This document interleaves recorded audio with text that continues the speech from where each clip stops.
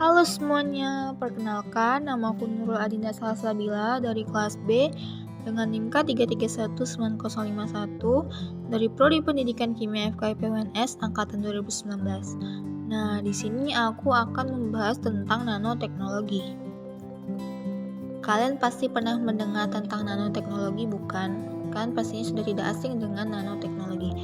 Nah, sebelum masuk ke pembahasan tentang pengertian nanoteknologi, yuk kita bahas sedikit mengenai nanoscience. Apa itu nanoscience? Sesuai dengan namanya, nanoscience adalah ilmu pengetahuan dan teknologi pada skala nanometer atau sepermiliar meter. Nanoteknologi merupakan suatu teknologi yang dihasilkan dari pemanfaatan sifat-sifat molekul atau struktur atom apabila berukuran nanometer. Jadi, apabila molekul atau struktur dapat dibuat dalam ukuran nanometer, maka akan dihasilkan sifat-sifat baru yang luar biasa. Sifat-sifat baru inilah yang dimanfaatkan untuk keperluan teknologi, sehingga teknologi ini disebut nanoteknologi. Nah, sekarang kita akan membahas tentang pengertian nanoteknologi. Berdasarkan asal katanya, nano itu sendiri berasal dari bahasa Latin yang berarti sesuatu yang sangat kecil atau 1/10⁻⁹. Teknologi nano dapat didefinisikan sebagai sebuah ilmu yang berhubungan dengan benda-benda yang berukuran 1 hingga 100 nanometer, memiliki sifat yang berbeda dari bahan asalnya, dan memiliki kemampuan untuk mengontrol atau memanipulasi dalam skala atom. Pada dasarnya, nanoteknologi adalah perluasan ilmu-ilmu yang ada ke skala nano. Salah satu aspek skala nano yang terpenting adalah bahwa semakin objek-objek menjadi kecil, semakin besar nisbahnya antara luas permukaan dengan isi padu. Salah satu aspek skala nano yang terpenting adalah bahwa semakin benda menjadi kecil, semakin besar nisbahnya antara luas permukaan dengan volume. Fenomena ini telah memungkinkan penciptaan bahan-bahan yang menarik serta penggunaan-penggunaan yang baru. Fenomena ini telah memungkinkan penciptaan bahan-bahan yang menarik serta petunjuk-petunjuk yang baru. Semua benda kecil atau besar, bahkan makhluk hidup tersusun dari atom-atom berukuran nano.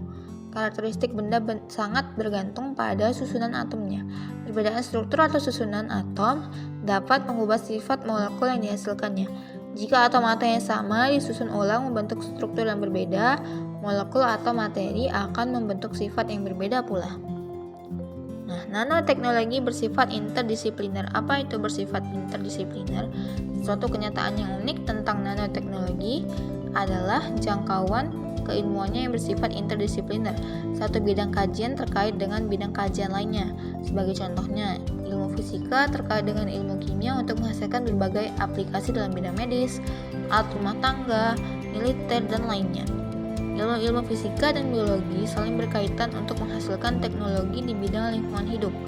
Sedangkan ilmu kimia dan biologi saling berkaitan untuk menghasilkan kemajuan di bidang kosmetik. Dengan demikian, jangkauan nanoscience dan nanoteknologi sebenarnya sangat luas. Nah, kemudian kita akan membahas aplikasi nanoteknologi. Aplikasi nanoteknologi dapat digolongkan menjadi 3 bagian, yakni yang pertama nanoteknologi bertahap.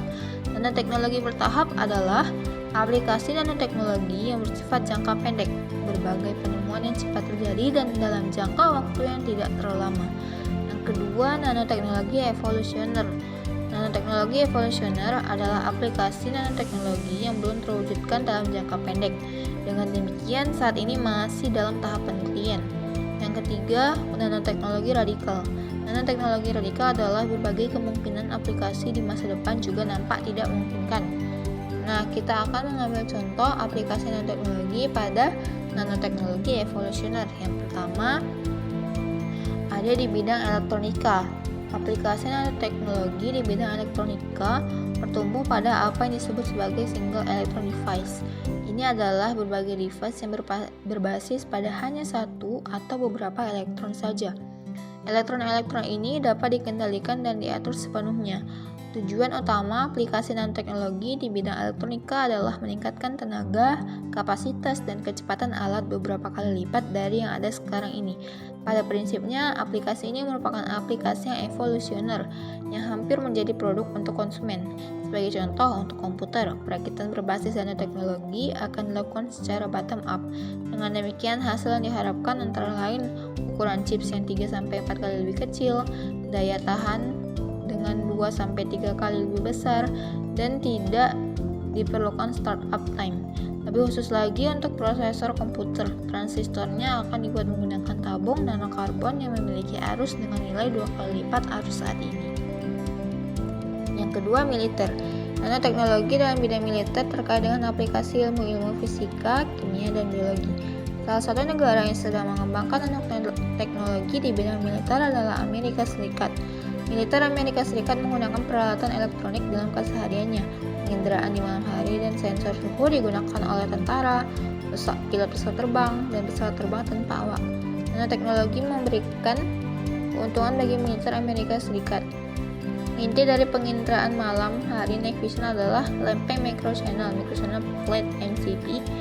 Elektron-elektron akan melewati ribuan microchannel yang nantinya akan melipat gandakan jumlah elektron. Selanjutnya, elektron-elektron tersebut akan melewati layar fosfor. Kemudian yang ketiga ada industri mobil.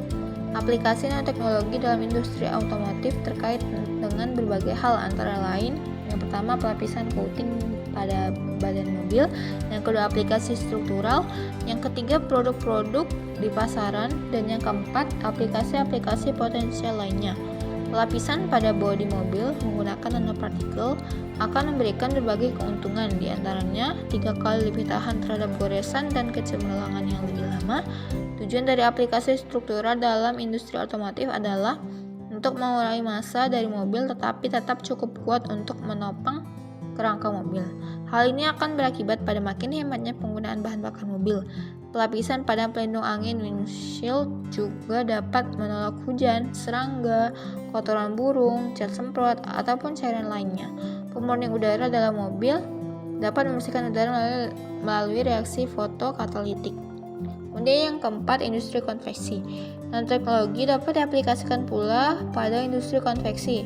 Berbagai aplikasi nanoteknologi dalam industri konveksi antara lain: 1. Tahan terhadap tumpahan dan kotoran, yang kedua tahan air, yang ketiga tahan bau, dan yang keempat kemampuan untuk menghantarkan listrik. Untuk bahan kain dapat dilapisi dengan serat polyester yang mengandung filamen-filamen nanosilikon. Lapisan filamen nanosilikon memiliki sifat hidrofobik, tidak menyukai air. Akibatnya bahan kain ini akan mencegah air untuk membasahi bahan. Berikut daftar pustaka yang terdapat pada materi ini. Terima kasih sudah menonton video ini, semoga bermanfaat. Bye bye.